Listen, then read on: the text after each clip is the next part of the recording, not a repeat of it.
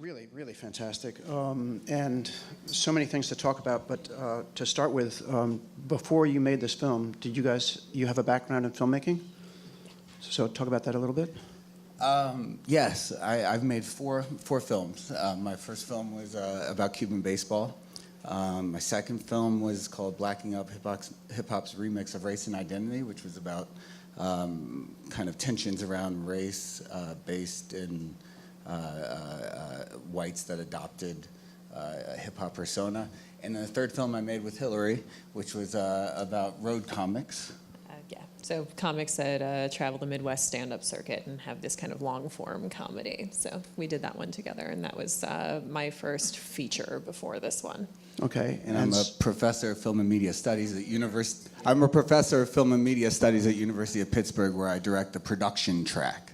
So, all right, plug in for their support. When you started out making films, did you always have it in your mind that you wanted to do a film about your uncle? I knew that someday that it would be a good topic. I don't know if I knew it was possible to make.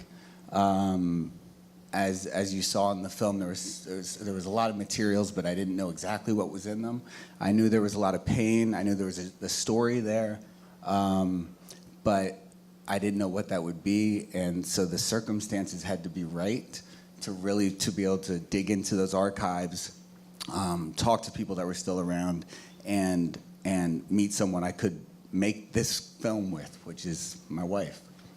Well, it is, as you say, it's a phenomenal amount of research that's available because of what your father did, as well as the public record, which is extensive, as misleading as it may be. But it winds up being a story about the brothers as much as anything else. It winds up being a story about your father and his path, his journey, which enabled this one to happen. But the way that he championed his brother, your uncle, and his own obsession with recording and everything else. So we get complicated psychological portraits of both of them and the family, which is sort of remarkable. But in terms of filmmaking, it was just, I'd have to say, masterful in the way that you use stock footage, not the archival footage of Montgomery, but to illustrate anecdotes going into stock footage to do the different pieces of storytelling, which was wonderful visual storytelling, and it really added a lot of texture to the documentary aspect of it. And then as well as the shooting that you did now of the tapes that have been recorded, of the setup shots for voiceover and so forth, and the way that all blended together, just kind of miraculous.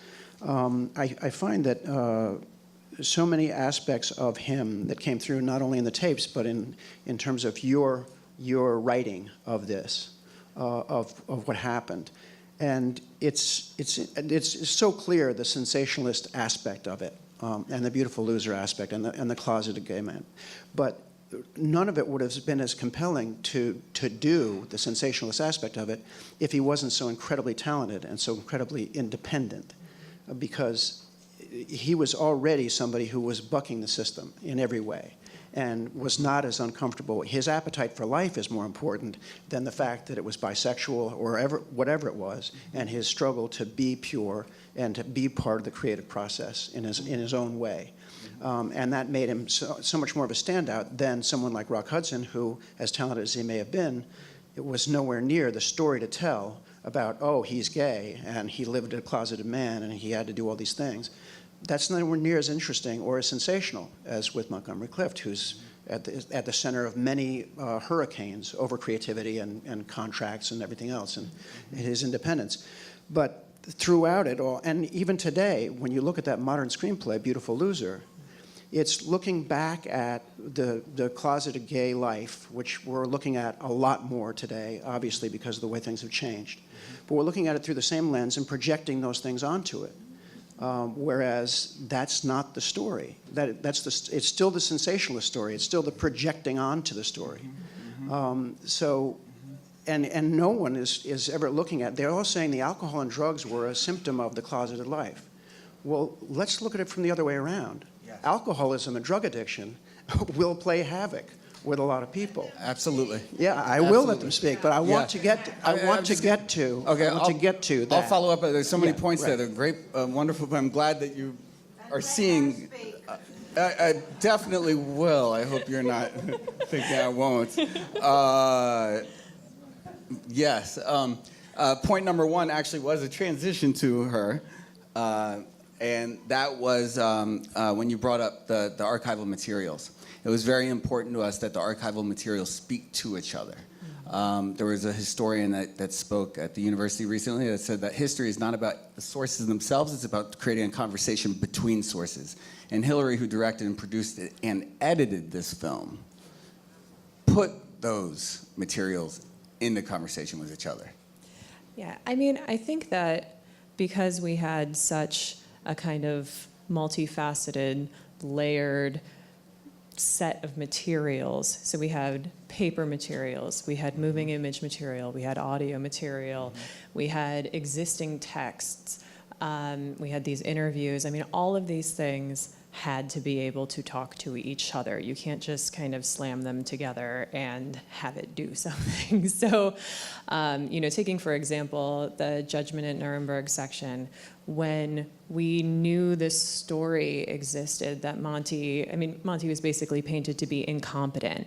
And so if you watch that performance and think it's involuntary, that's a very different reading. But once you get to see his script, then you realize this is a carefully planned, crafted performance. This is not incompetent. This is not a person having a mental breakdown on camera. It's not documentary in nature. It is performed. And so we got to have that experience when we saw the script. And so how do we create that experience for an audience? How do we make that experiential for everyone in the same way it was experiential for us? I mean, it's fairly obvious feeling now that it's up on screen, but split screening and highlighting really made that feeling for us when we put it all together. So I mean, that's just an example. Like, you have to make the things talk to each other. You have to listen to the materials and let them speak. Yeah. Well, guiding the editing was, I would think, would have to be partly a process of the writing as well. So you have a story to tell, and it has a through line, and that will guide how that you let the items speak to each other. So did you co-write this together? We did almost everything together, but I did not touch the keyboard in the editing room. As much as sometimes I wanted to, I was not going to touch the keyboard, and I'm really happy I didn't. I think the goal was to emphasize Monty's agency, which I think had been denied in the mythology about him, and the split screen example that Hillary just mentioned is a great example of where he's rewriting the lines and performing those lines, but yet that scene is a scene that's often described as it's been described as biological acting, meaning it's not acting at all, right? And that was something that I actually believed and internalized myself. I found it hard to watch, as I say in the film, Monty's post-accident appearances. It's interesting how a lot of the issues that come up in the film are tied to just kind of small kernels or thoughts that I had as a kid, and then we explored them together. Yeah. So when you started to do the writing, did you do all your sort of research first? You go through these tapes and everything first, and the scripts and the notes and everything else first, and then started to write the story, or was it in process together? Some research, then some writing, and back and forth. It all had to kind of happen as an evolving creature. I think there were a few things that we knew we were going to cover. There were certainly stories and anecdotes in Robert's life that we got down on paper or in word processing. And then, though, we'd get through a cut, and then more materials would come in. And so you can't just ignore a new box. You got to go through the whole box. That's right. And so, we'd find a new audio tape and listen to that. And then it's like, oh, well, this speaks so clearly to, this element of how Monty's image came to be. We can't leave this out. Like, all right, let's write to this now.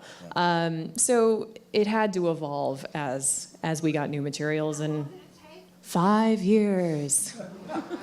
5 years and 4 trips across country to visit various family members' attics and basements. We had more than 40 boxes, and Our hallway is like floor to ceiling with shelves of these things. I mean, we haven't gotten through every single thing. I mean, there's a huge collection of Monty's photography, for instance, that, you know, we've cleaned and digitized, but, you know, there's no way you can put that size of a collection in a film. So Yeah, but the materials that you had, and just going back to the Nuremberg thing for a second, so let's say wonderful to have his script notes to play against his performance, but even better to have that conversation beforehand on the conditions of his Absolutely, appearing, yeah. which is already he's studying the performance ahead of time. Yeah. And I love his wit. His humor is unbelievable. It's not a question of whether you agree with me or not. It's a question of whether I'm going to play the role or not. Right. Have you ever thought about killing yourself? Aside from, you know, whatever. Yeah. No, that was actually a late find. His recordings that he made, that was a late find. That was something I did not know about growing up. Nobody in my family talked about growing up. They were at the bottom. He was a huge Ella Fitzgerald fan. We probably have the largest collection of Ella Fitzgerald reel-to-reel, if anyone's interested in the reel-to-reels. But they were just on pretty much blank reel-to-reel tape. Well, So we had technology from the 1920s to the 1980s spanning, I mean, so many different technologies that we had to learn all of them, basically, to play them. Yeah. Well, I think you inherited some of his wit, because when you did the 1 and 2 pictures and you had the Godfather titles up and the theme from the Godfather, that was not missed. Thank you. That was not me. That was her. Well, it was brilliant. She did inherit it. As so much of the film was. So, given this, and given that there's not been a proper biography, and this is the closest thing that's ever going to happen, probably, do you think there's a possibility of the story being told in a narrative film? you know, Do you think it's possible? I don't know. I mean, that's a hard question to answer. I mean, I think that the goal with this film is opening Monty's image up. And so if that leads people to be more critical about kind of who he was as an actor, who he might have been as a person, I mean, we're never going to know that, by the way. I mean, I think that's part of the core of this film, is respecting the fact that he was a human being and he is somewhat unknowable to us at this point. Keeping that openness, it's hard when you're going to narrativize a person's life to keep openness. So I don't know. Yeah. I feel like we would probably have a different answer than a Hollywood producer who would go right through the different variables, what they would need, what star, what director, and what, you know. Right. I do think that if it were something, I would hope that it's not the style of biography where, in order to kind of know the person, you have to kind of cut off parts of who they are in order to make them seem real. Right. That's the truth of recognition and familiarity, and we wanted to get away from that. And I hope a biopic would not do that. There are biopics that do that do not follow that old formula. So it's possible. Right. Well, I think that at the end of the day, that the most amazing thing here is not only have you honored him and made him a human being. I mean, you start out with saying it's not the story of a man; it's what his life was allowed to mean.